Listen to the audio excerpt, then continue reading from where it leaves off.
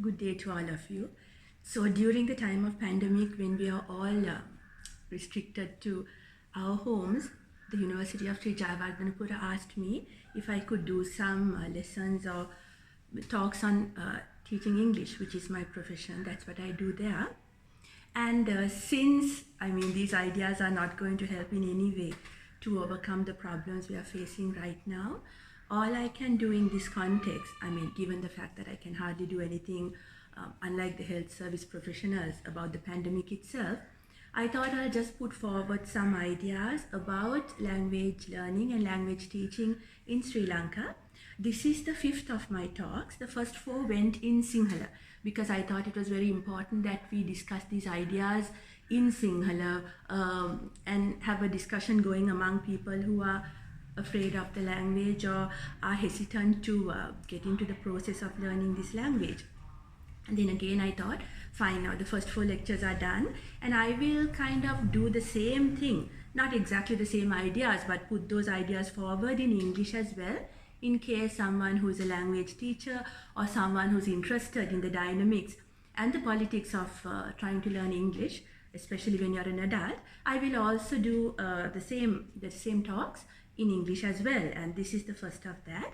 In this, what I hope to do is speak about language and power, because my position in the English teaching classroom, where I deal with adults who are actually trying to learn this language, some of them are right at the beginning of this process, despite the 13 years of schooling, is that when you're an adult and when you're grappling with an unfamiliar language, the first thing that an English teacher should do, according to what I believe, is talk about the politics or the ideology inherent in this process, because otherwise, we cannot overcome, or we cannot help the students overcome their own fear or their, I think in Sri Lanka very often, their sense of inferiority and their hesitation in jumping into something like English here, because English is very much a process of politics as well as just a language. Because remember, we got English within the context of colonization, and that was one of the most unfair projects that half the planet had to go through. And when the colonizers came, remember, they only didn't bring guns and ammunition and fear, because just numerically, if all the Indians or all the people who were colonized got up, they numerically were bigger than the small British island. So they first colonized our head, and they had to tell us, don't even think of challenging us, because we are so much greater, we are so much above you, and you guys are more or less savages. So that kind of ideology came to us with English, and I don't think that really ever left us, not even in 2020, because there's such a sense of inferiority, or there's such a sense of we are not worthy if we don't know English, that I see in adults who are monolingual, that it's extremely upsetting, and you realize that values or the value judgments that have come throughout like decades are still very much with us. Now, not propagated through maybe the white man, but through advertising, through corporate culture, through ideology, that I find extremely harmful. And that is why I thought I'll actually find an entrance to this discussion by talking about language and power.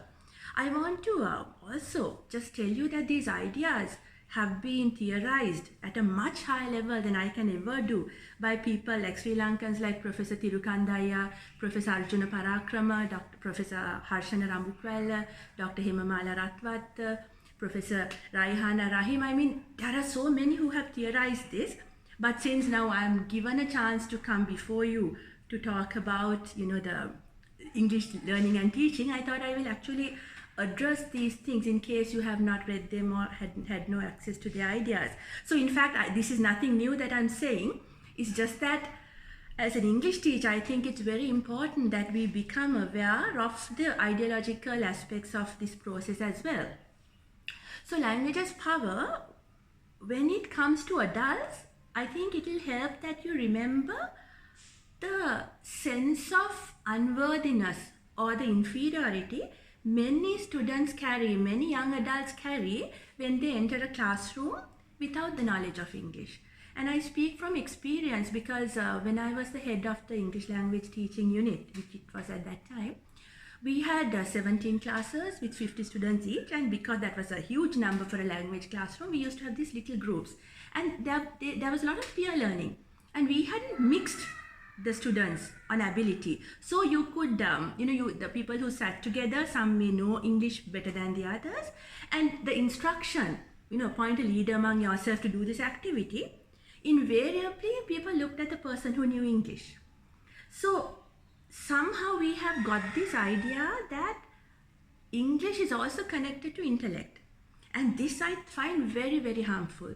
Because not really, it isn't. But of course, in a language classroom, they might think that person had a better chance. But even naturally, generally, even in society, we tend to look at those who are fluent in English and those who actually, have the confidence or the image that fits into an English speaker.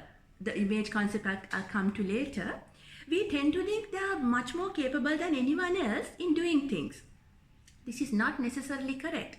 And in fact, it's extremely harmful that people believe in such things, because I have seen, and you must have seen, that those who can do various things, maybe not teach English or write books in English, but various things like being good at a particular subject like Sinhala or history, or being good with their hands, farming, mechanics, somebody who's really skilled in whatever field he's following is complete by themselves without knowing English. This is not to say that you should not learn this language, because whatever you are, if you know English, you have access, especially to knowledge, especially to the books that are being written by English. So yes, please learn it. Make yourself a more powerful whatever you are. So learn it. But if you come to it with a sense of inferiority or a sense of, I can't do this because I'm not good enough or whatever, that's going to harm you. And my talks are actually geared to address that problem. Come with self-confidence, because not knowing the language just doesn't take anything out of you. And to understand that, you need to understand the historical process of how some people know English and some people don't. It's kind of quite redundant to talk about class here, but English language was given during the colonizers' time to those who could afford to send their children to free-living schools, very often missionary schools. And those who couldn't simply had no access to it. And you would know that it's easier to teach children a language than adults. So those who naturally may be in urban areas, may be economically privileged, segments of society, their children learn English naturally within the environment they grow up in. But people in villages, people who have had no access, or the parents have had no access to English, find it very difficult to make that natural environment for their own children, which means they become adults without knowing it. So once you know the historical process of why some people know English and some people don't, maybe I can make an appeal to you to have more understanding when you either look down at them for not knowing the language, or worse, when you actually laugh when you hear the kind of English, I think it's called not pot English, I'm not sure, there are so many insulting words for particular accents and so on in Sri Lanka, that I want you to be aware that you're actually laughing at a structural system of injustice that we have been part of, or that we have been given through the historical processes that happened in our country. So as much as I tell my students, try not to feel bad when you laugh or when others laugh at your English, being very aware that it's very tough for a young person not to mind being ridiculed. I also would like to tell those who actually know the language at a particular proficiency, or what we tend to call good, again I'll talk about standardization later, not to do that, because if it's possible, it will actually help people learn the language better if they are given a chance to speak even wrong English. Because learning a language is like playing an instrument or swimming. Unless you learn it by using it, you cannot actually be proficient in it. But in Sri Lanka, we don't give them the chance to actually use bad English because they'll be terrified of getting things wrong or being laughed at. You know how people look at each other when they hear a kind of what you say, the not standard English. So be careful, because it's a whole process. It's a whole network of historical, ideological, and combined effect that makes people not use wrong English, what you call wrong English, in the process of learning, and that can actually affect how they go into the process of learning this language. So this, my first talk was just to say, be aware of the power that is inherent in knowing the language, or in dealing with, or like knowing the language or dealing with the hierarchy that languages are arranged on. I mean, right now it's English, it was German before in science, and so on and so forth. So that you are having more sympathy into this whole process and will show more sympathy to those who are trying to learn the language, which will make it easier for most of us trying to teach it. Thank you very much.